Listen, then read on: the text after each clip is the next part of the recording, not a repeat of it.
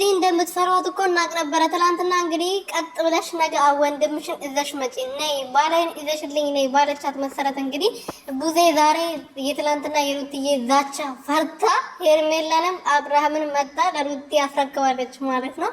እስቲ ቀጣይ ቪዲዮ ላይ ደግሞ አብረን እና ያለን ግን አብርሃም መጥቶ ልክ እንደመጣ ሩቲ ላይ ተለጥፏል። እንግዲህ እኔ ግራ ግብት እያለኝ ነው። እዛም ሄዶ ይለጥፋል፣ እዚህም ሄዶ ይለጥፋል። እሺ የትኛውን ነው የምትፈልገው? ከማን ጋር ነው መሆን የምትፈልገው? አፍ አያውቅም፣ አትናገርም። ምን ይዘጋል? አንድ ሰውዬ ምንድን ነው ለሴት ላይ የምትጫወተው? ሄርሜላ ደግሞ እንግዲህ እኔ ደህና እንዲሆን ብቻ ነው የምፈልገው። ብዙ ዋጋ ከፍዬበታለሁ፣ ቀለበት አድርጎኛል፣ ህይወት ጀምረናል። እንደዚህ በቀላሉ ከአንቺ ጋር ሲሆን እንደዚህ ልጁ ድንዝዞ ነው ከአንቺ ጋር ሲሆን ዝም ብዬ የምፈቅድበት ነገር የለም። በሰላም በጤና ልክ እንደ በፊቱ አልፈልግሽም፣ ከህይወቴ ውጪ፣ እኔ ከልጄና ከሚስቴ ጋር ነው የምሆነው ካለኝ እወጣለሁ ብላለች። እያለሽ አይደል እና አንቺ ድንጋይ እየገባሽ አይደለም እንጂ።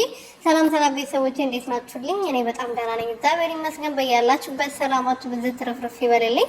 ለዚህ ቤት ለዚህ ቻናል አዲስ የሆናችሁ ሰብስክራይብ፣ ሼር፣ ላይክ እያደረጋችሁ ቤተሰብ እንድትሆኑ በትህትና እየጠየኩኝ እንግዲህ አብርሃም መጥቷል ዛሬ። እንኳን ደህና መጣ። ዌልካም ቱ ዱባይ ብለናል። ዌልካም ቱ ምንድነው ሩትዬ ጋር እንኳን መጣክ። በቃ ሌላ ምንም አይደለም፣ እንኳን ደህና መጣክ ነው። እስቲ ደግሞ ቀጣይ ቪዲዮ ላይ ያው ቀጣይ ክፍል አለው። በአብርሃም ቤት ይለቀቃል። በእነሱ ቤት ከተለቀቀ 3 ቀን ምናምን ሆኖት ነበር። አሁን